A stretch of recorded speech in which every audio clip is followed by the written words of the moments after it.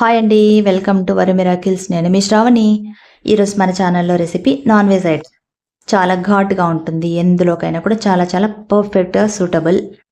ఇంకెందుకు ఆలస్యం, వీడియోలోకి వెళ్ళిపోదాం.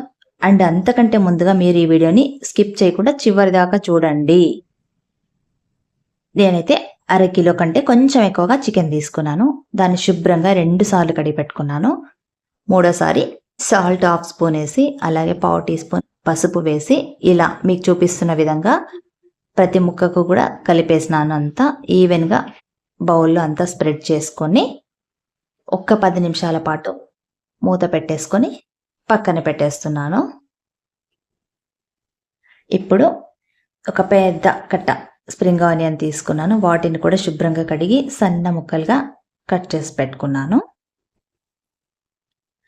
స్టవ్ మీద బాండి పెట్టుకొని స్టవ్ వెలిగించుకొని అందులోకి 2 స్పూన్స్ ఆయిల్ వేసుకుందాము.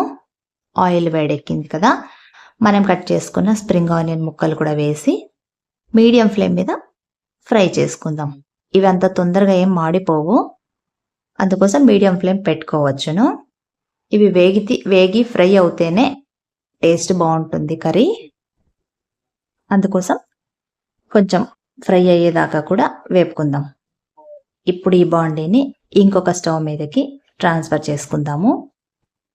ఇప్పుడు కుక్కర్ పెట్టుకొని అందులోకి ఒక 3 స్పూన్ల ఆయిల్ లేదంటే నెయ్యి మీ ఇష్టము వేసుకొని, ఆయిల్ వేడెక్కింది, పోపు దినుసులు, అలాగే సన్నగా కట్ చేసుకున్న ఉల్లిపాయ, కొత్తిమీర ముక్కలు వేసి మొత్తంగా ఒకసారి కలుపుదాము గోల్డెన్ కలర్ వచ్చేదాకా. ఇప్పుడు ఒక స్పూన్ ఫ్రెష్గా కొట్టి పెట్టుకున్న అల్లం వెల్లుల్లి పేస్ట్ కూడా వేసి దాన్ని కూడా ఫ్రై అయ్యేదాకా వేపుకుందాం. వేగింది కదా, కలర్ చేంజ్ అయింది కదా. ఇప్పుడు దీంట్లోకి మనం కలిపి పెట్టుకున్న చికెన్ ముక్కల్ని కొంచెం కొంచెంగా వేసేద్దాం. చికెన్ ముక్కల్ని వేసి కుక్కర్లోకి డైరెక్ట్గా విజిల్ పెట్టకూడదు. ఫస్ట్ అయితే కొద్దిసేపు ఒక 10 నిమిషాల పాటు మీడియం ఫ్లేమ్ మీద మూత పెట్టి ఉడికించుకోవాలి. అప్పుడే చికెన్లో ఉన్న వాటర్ అంతా కూడా బయటకు వచ్చేస్తుంది. అప్పుడే చికెన్ సాఫ్ట్గా జ్యూసీగా బాగుంటుంది. మొత్తం కలిపేసుకున్నాం కదా. ఇప్పుడు దీనికి మూత పెట్టి ఒక 10 నిమిషాల పాటు ఉడికించుకుందాం. ఇప్పుడు ఇంకొక బౌల్లో ఒక స్పూను గసగసాలు, అలాగే ఒక స్పూను పల్లీలు, ఒక స్పూను తెల్ల నువ్వులు, ఈ మూడింటిని వేరువేరుగా వేపుకుందాం. స్టవ్ పైన ప్యాన్ పెట్టుకొని ముందుగా పల్లీలు వేసుకొని వేగాక తర్వాత నువ్వులు కూడా వేసుకుందాం. అవి కూడా వేగాక గసగసాలు వేసుకుందాం. అవి కూడా చిటపట్లాడుతున్నాయి కదా, వాటిని మిక్సీ జార్లోకి ట్రాన్స్ఫర్ చేసుకుందాం. ఇప్పుడు 1 ఇంచు చెక్క, 3 లవంగాలు, 1 యాలక్క వేసి మెత్తని పేస్ట్ చేసేసుకుందాం. ఫైన్ పేస్ట్ ఉంటేనే ముక్కలకి బాగా పట్టుకుంటుంది మసాలా. ఇప్పుడు స్టవ్ మీద మూత తీసి చూద్దాం కుక్కర్కి ముక్కలు ఉడికినాయో లేదో. ఒక ముక్కని ఇలా గుచ్చి చూసినట్టయితే మనకు తెలుస్తుంది ఉడికింది లేదని. ఇంకా కొంచెం ఉడకాల్సి ఉంది. ఇప్పుడు ఒక 1/2 స్పూన్ సాల్ట్ వేసుకుందాం, 1/4 టీ స్పూన్ పసుపు, 1 స్పూన్ ధనియా పౌడరు, 2 స్పూన్ల మిర్చి పౌడరు, 1/2 స్పూను జీలకర్ర పౌడరు. ఇవన్నీ కూడా ఒకసారి మళ్ళీ ముక్కలకు కలిపేసుకుందాం.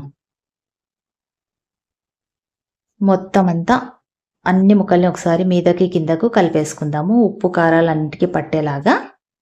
ఇప్పుడు మనం చేసి పెట్టుకున్న పేస్ట్ని కూడా వేసేద్దాం. పేస్ట్ మిక్సీ జార్లోనే ఉండిపోయి ఉంటుంది కదా కొంచెం, కాబట్టి దాంట్లోకి కొంచెం వాటర్ వేసుకొని ఆ వాటర్ కూడా వేసేద్దాం కొద్దిగా. ఇప్పుడు మళ్ళీ ఒకసారి అంతా కలుపుకుందాం. కలిపేసుకున్నాం కదా. ఇప్పుడు ఇందులోకి 1-1.5 గ్లాస్ వరకు వాటర్ వేసేసుకుందాం. వేసి మొత్తంగా అంతా మళ్ళీ ఒకసారి కలిపేసి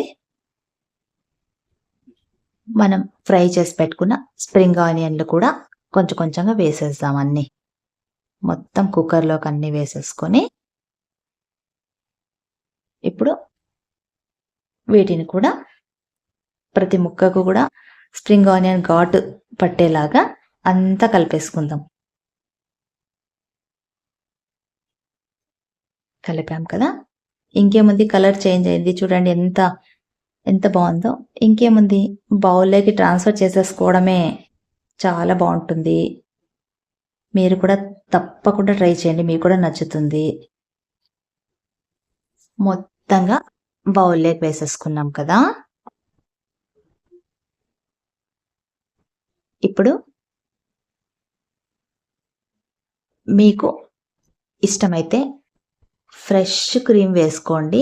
నా దగ్గర అవైలబుల్ ఉందని వేసుకుంటున్నాను ఫ్రెష్ క్రీము. లేదంటే మీరు బటర్ కూడా వేసుకోవచ్చు.